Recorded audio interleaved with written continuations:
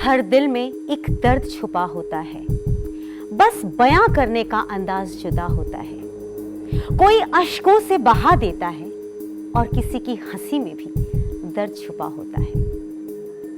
Cancer भी तो दर्द का दूसरा ही नाम है और आप भी बखूबी अपने उस दर्द को अपनी हंसी में छुपा देते हैं, क्योंकि आप ही तो नहीं चाहते कि किसी को इल्म भी हो कि आप कैंसर से पीड़ित हैं।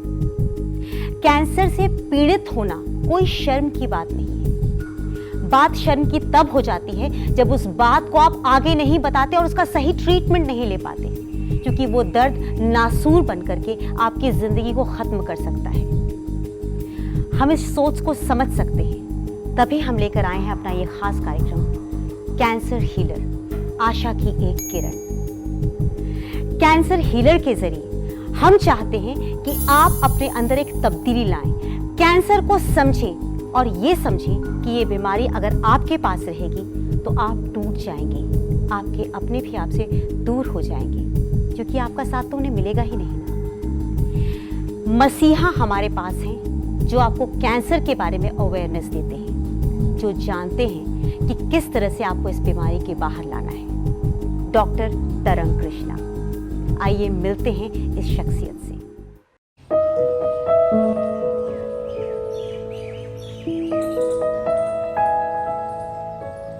मेरे लिए बहुत चैलेंजिंग होता है, आसान नहीं है। वो उम्मीद करते हैं कि डॉक्टर साहब किसी तरीके से उन्हें बचा लीजिए। एक ऐसा खौफ उनके अंदर पैदा हो गया है जिसमें उन्हें साफ दिख रहा है कि उनका परिवार खत्म हो जाएगा। ऐसे में उस पेशेंट को उम्मीद देना, ऐसे में उस पेशेंट को होप देना कि नहीं, जितना जीना है एटलीस्ट क्वालिटी ऑफ लाइफ के साथ तो जियो।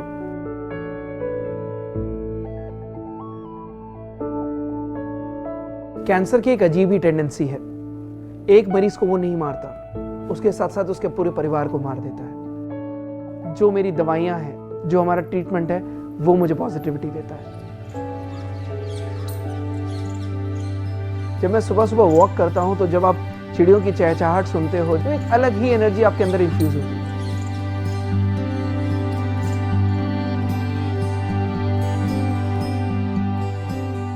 जब आप अपने परिवार में रहते हैं, आपको वाइफ से, बच्चों से, हर किसी से पॉजिटिव एनर्जी मिलती है। पेशेंट जब मेरे क्लिनिक पर दोबारा आता है और उसके चेहरे पर मैं जब खुशी देखता हूँ तो मैं समझता हूँ कि आज मैं फिर जीत गया, एक और लाइफ बचा ली, एक और मरीज को बचा लिया जो कैंसर से जूझ रहा था, एक परिवार बचा लिया। कैंसर हीलर सेंटर का मिशन है अ न्यू बिगनिंग, एक नई शुरुआत। आपकी इस जर्नी में मैं आपके साथ खड़ा हूँ, कैंसर हीलर सेंटर आपके साथ खड़ा है, और मैं तब तक आपके साथ कदम से कदम मिलाकर चलूंगा जब तक हम कैंसर से जीत नहीं जाते। और जब आप जीतते हैं कैंसर से, तब उस जीत में मेरी। हमारे साथ मौजूद हैं वो मसीहा, वो सेवियर, डॉक्टर तरंग कृष्णा। चलिए स्वागत करते हैं उनका। वेलकम डॉक्टर साहब।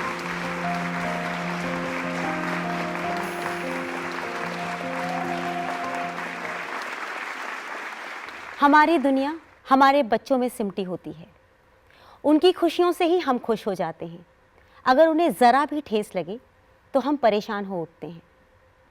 आपने कभी ये सोचा है कि अगर बच्चे को कैंसर हो जाए तो उनके माँ बाप पर क्या गुजरती होगी? मर जाते हैं वो। बच्चे को शायद उतना दर्द नहीं होता होगा जितना उसके माँ बाप को दर्द होता है। हम अपने इस कार्यक्रम के ज़रिए एक अवेयरनेस फैलाना चाहते हैं। हम बताना चाहते हैं कि कैंसर किसी की उम्र देखकर नहीं आता। अगर कैंसर को आना है तो वो किसी भी उम्र में आ सकता है, किसी भी उम्र के बच्चे को वो आहत कर सकता है। लेकिन अगर आप अवेयर हैं, आप जागरूक हैं, तो आपके बच्चे का बाल बांका भी नहीं हो सकता। और अगर इस कार्यक्रम के साथ आप जुड़े हैं तो ये हमारा वादा है कि आपके बच्चे को कुछ होने नहीं देंगे। हम पूरी कोशिश करेंगे, जी जान से कोशिश करेंगे कि हम उसको बड़ी से बड़ी कैंसर की बीमारी से बाहर निकालने की कोशिश करें। और इसमें हमें आपका साथ चाहिए, क्योंकि हम जानते हैं कि आपकी लाइफलाइन आपके बच्चों से जुड़ी हुई है। डॉक्टर साहब, बात करना चाहते हैं बच्चों के कैंसर को लेकर के। सबसे कम अवेयरनेस बच्चों के कैंसर को लेकर के है। लेकिन अभी हाल फिलहाल के कुछ दिनों में बहुत सारे रिसर्चर्स, मैंने बहुत सारे लोगों से भी सुना है कि छोटे बच्चों को कैंसर हो जाता है, न्यूबॉर्न बेबीज़ को कैंसर हो जाता है, जिसमें अर्ली स्टेज में अगर डिटेक्ट हो गया तो ठीक है, कई बार बच्चा जब ख़त्म हो जाता है तब तक वो डायग्नोज हो पाता है कि उसे कैंसर था, और माँ बाप बिल्कुल निराश और बिल्कुल हताश हो जाते हैं। उन्हें लगता है कि इतनी तरक्की हो चुकी है, मेडिकल साइंस से इतना कुछ कर लिया, फिर भी हम फेलियर हैं। डॉक्टर साहब, मुझे इसमें आपके सहारे की बहुत ज़्यादा ज़रूरत है, because you need to educate everybody. जी, देखिए, बच्चों के कैंसर के लिए ऐसा नहीं है कि लेट डायग्नोसिस होता है। जब बच्चों को कोई भी सिम्टम आता है या बच्चों को कोई भी परेशानी होती है, तो वो एक बाल रोग विशेषज्ञ या शिशु रोग विशेषज्ञ की तरफ भागता है, जिसको हम पीडियाट्रिशियन भी कहते हैं। उस टाइम पर, अर्ली स्टेज पर, कोई भी, अगर, मैं हमेशा कहता हूँ कांस्टेंट इरिटेशन कॉजेस कैंसर, ये बच्चों में भी लागू होता है, बड़ों में भी लागू होता है। अगर किसी बच्चे को बार बार बुखार आ रहा है, आप सीधे डॉक्टर्स के पास गए और डॉक्टर्स ने बिना आप सोचे, बिना समझे, उन्होंने ओवरऑल देखा और एंटीबायोटिक लिख दी, बिना कंफर्मेशन कराया कि बैक्टीरियल इन्फेक्शन है या फिर वायरल इन्फेस्टेशन है। वायरल में एंटीबायोटिक की जरूरत नहीं पड़ती, बैक्टीरियल में सबसे ज़्यादा लेते हैं। वायरल फीवर, एंटीबायोटिक लिख दिया, क्योंकि एंटीबायोटिक से ब्रॉड स्पेक्ट्रम एंटीबायोटिक्स है, बट ये सब एंटीबायोटिक लेने से आपका जो इम्यून सिस्टम है वो डैमेज हुआ। बच्चों का बहुत कोमल होता है और बहुत कोमल इम्यून सिस्टम होता है, मतलब very soft. When I am saying soft, soft means it is kind of immature, immature means नाजुक। जब नाजुक इम्यून सिस्टम होता है और आपने उसमें कोई भी हार्श एंटीबायोटिक दिया, इम्यून सिस्टम डैमेज हो गया, इम्यूनिटी डैमेज हो गई। तो ये जो आप कह रहे हैं कि लेट डायग्नोसिस होता है, लेट डायग्नोसिस, मेडिकल साइंस ने बहुत तरक्की की है, बट पेरेंट्स अवेयर नहीं है, पेरेंट्स जागरूक नहीं है। वो अपने आप से, अगर कोई डॉक्टर कैंसर की जांच लिखने को लिख देता है, तो वो ही समझते हैं कि डॉक्टर हमें बेवकूफ़ बना रहा है, या अभी से एकदम से कैंसर की जांच क्यों। जब कहीं ना कहीं किसी ना किसी का रिलेटिव, कोई ना कोई रिश्तेदार कैंसर से सफ़र कर रहा है, मतलब कैंसर बहुत तेज़ी से फैल रहा है। अगर कैंसर बहुत तेज़ी से फैल रहा है तो उसमें ज़रूरत है कि आप एक रूटीन में कैंसर की जांचें भी कराते रहें। जब बच्चे को कोई ना कोई परेशानी लगातार आ रही है, बच्चों में कई सारे कैंसर्स होते हैं। Blood cancer, acute lymphoblastic leukaemia, ALL बच्चों में बहुत कॉमन है। ब्रेन ट्यूमर्स, मेडुलोब्लास्टोमा बच्चों में बहुत ज़्यादा कॉमन है। आँख का कैंसर, रेटिनोब्लास्टोमा, जिसमें आँख ऑलमोस्ट जो आईबॉल है वो बाहर की तरफ आती है, पुश करती है, बच्चों में बहुत ज़्यादा कॉमन है। ऑस्टियोजेनिक सार्कोमा, बच्चा गिरा, उसको चोट लगी, घुटने में, फुटबॉल खेल रहा था, क्रिकेट खेल रहा था, उसको चोट लगी, वहाँ पर हड्डी का कैंसर हो गया, ऑस्टियोजेनिक सार्कोमा। ये गिरा, चोट लगी, सर के बल गिरा, ब्रेन ट्यूमर डेवलप हुआ। गिरने के बाद सपोज कान बह रहा था, मिडल ईयर इन्फेक्शन हुआ या बुखार हुआ, बुखार में अनजुडिशियस यूज़ ऑफ एंटीबायोटिक्स, मतलब बिना सोचे समझे, बिना डॉक्टरी सलाह के एंटीबायोटिक लिया, बोन मैरो सप्रेस हुआ, ब्लड कैंसर हो गया। इस प्रकार के कई सारे चिल्ड्रन कैंसर्स होते हैं, कई प्रकार के बच्चों के कैंसर्स, मतलब विल्म्स ट्यूमर, किडनी में ट्यूमर हो जाना, रीनल सेल कार्सिनोमा, मतलब जो किडनी में जनरली ट्यूमर डेवलप हो जाता है। कई प्रकार के बच्चों में कई प्रकार के कैंसर्स होते हैं। कोई भी सिम्टम अगर दिख रहा है, कोई भी अगर ऐसा कोई लक्षण दिख रहा है जो अननेचुरल है, जिसमें लग रहा है कि बच्चे जो पहले था या जैसे उसका रूटीन चलता था वो चेंज हो गया, पेट फूल रहा है, आपको लग रहा है कि बच्चे का पेट धीरे धीरे करके फूल रहा है, उसको यूरिन करने में जलन हो रही है, यूरिन करने में बहुत दर्द हो रहा है, उसका पेट अननेचुरल तरीके से फूलता जा रहा है, ज़रूरत है जांच कराने की कि कहीं कोई ट्यूमर किडनी पे तो नहीं, कहीं कोई ट्यूमर पेट के अंदर तो नहीं। ये सारी चीज़ें बहुत ज़रूरी हैं। गिर रहा है, चोट लगी, आपने लापरवाही कर दी, 6 महीने बाद पता चला वहाँ पर एक नील सा बन गया और उसके बाद धीरे धीरे करके वहाँ पर कोई गांठ बढ़ रही है जो फूलता जा रहा है। हड्डियों का कैंसर की वही शुरुआती लक्षण होता है। सो हर एक कैंसर में कहीं ना कहीं, टेस्टिकुलर कैंसर बहुत रेयर है लेकिन वो भी बच्चों में होता है। डॉक्टर साहब देखिए, कुछ बीमारियां तो ऐसी हैं जिनमें बच्चा जब थोड़ा सा एडोलेसेंट हो रहा होता है तो उसे समझाया जा सकता है, वो थोड़ा बता सकता है, लेकिन जो छोटा बच्चा है वो अपनी प्रॉब्लम आपको कैसे बताएगा? वो या तो सिर्फ सिम्टम्स ही देख करके माँ बाप ही उसे भांपने की कोशिश करें। बिल्कुल, माँ बाप को भांपना पड़ता है कि कहीं, जैसे अगर कोई भी चीज़ परेशान कर रही है बच्चे को, जो वो अननेचुरल है, जहाँ पर लग रहा है कि बच्चे की कहीं ना कहीं जो नॉर्मल लाइफस्टाइल है वो चेंज हुआ। लाइफस्टाइल मतलब बच्चा अगर चेयरफुल है, बच्चा अगर हैप्पी है, वो एकदम से सुस्त हो गया, उठ रहा है, उठ के बार बार गिर जा रहा है, तो कहीं ना कहीं उसके जो जैसे हैंड आई कोऑर्डिनेशन है या हैंड लेग्स कोऑर्डिनेशन है वो फ़र्क आ रहा है। तो नेचुरल बात है कि हो सकता है कि कहीं ना कहीं ब्रेन में कोई ट्यूमर डेवलप नहीं हो रहा। Oh God. अब मुझे एक किस्सा याद आ रहा है। एक बच्चा था 5.5 साल का, 5.5-6 साल का, गोरखपुर एक शहर है यूपी में, वहाँ पर रहता था। अब कोई सिम्टम नहीं, कोई कुछ नहीं, धीरे धीरे करके उसका क्या होने लगा कि वो जब चलता था, चल के एकदम गिर जाता था। थोड़ा चला, उठ के 5.5-6 साल का बच्चा रूटीन में चल रहा है, चल के एकदम गिर जा रहा है। उन्हें लगा कि हो सकता है कि उसकी आईसाइट वीक हो रही हो, आंखें कमज़ोर हो रही हो। आईसाइट चेक कराई उन्होंने, उनके पेरेंट्स ने, आईसाइट ठीक थी। फिर उसके बाद उन्होंने खैर स्कूल में भेजा। जब स्कूल में देखा तो एकदम उसको चक्कर आए, गिर गया। उन्हें लगा कि हो सकता है आज इसने टिफिन नहीं खाया, खाना पीना ठीक नहीं खा रहा है, रेस्ट कराया। अवेयरनेस की कमी, जागरूकता की कमी, मैं उसका एग्जाम्पल दे रहा हूँ।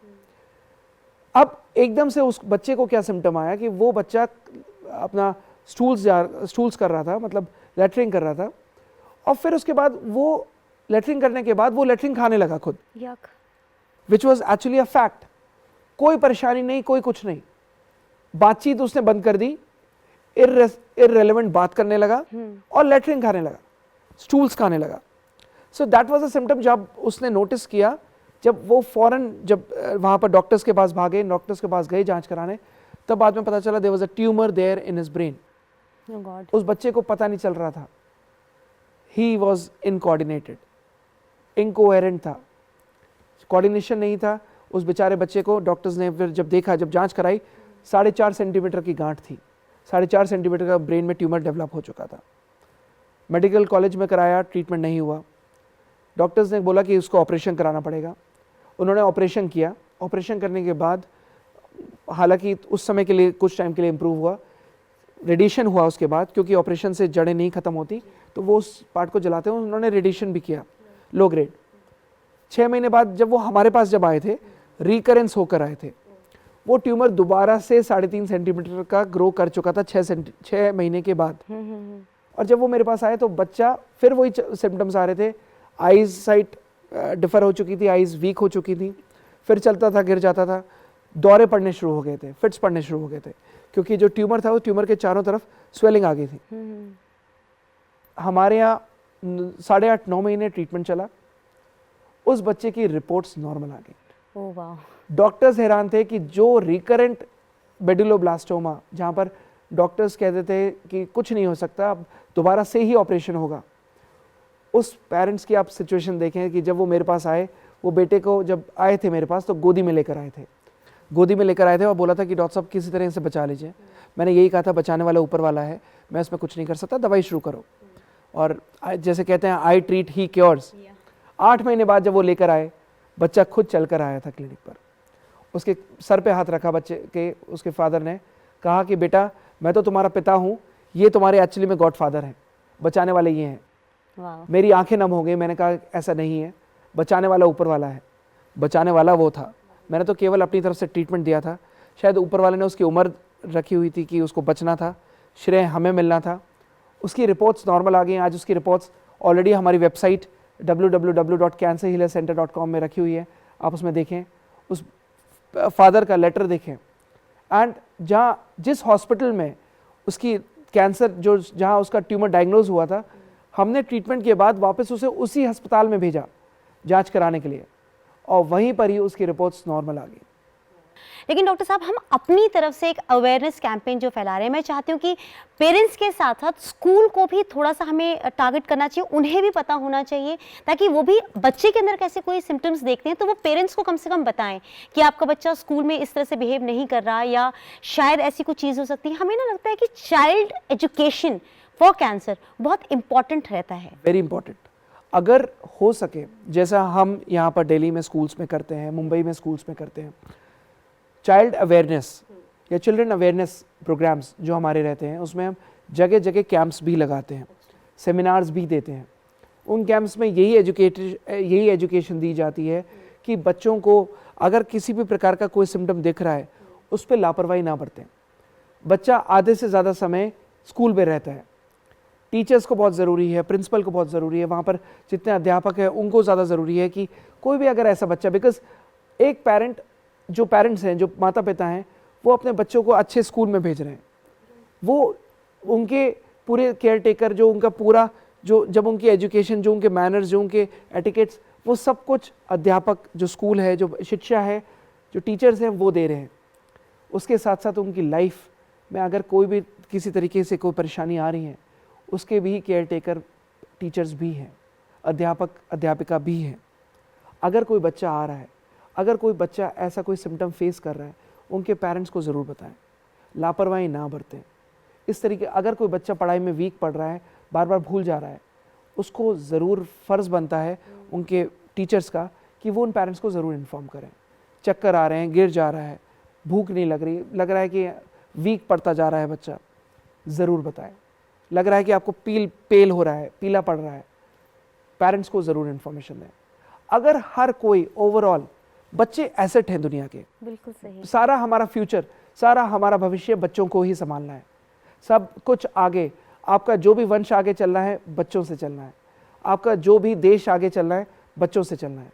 अगर हम बच्चों को सब पेरेंट्स और टीचर्स मिलकर ध्यान रखें, इनको पालें पोसें और इनको एजुकेट करें कि कोई भी अगर परेशानी है तो टीचर्स को शेयर करें, पेरेंट्स को शेयर करें, तो कोई भी बच्चा सफ़र नहीं करेगा।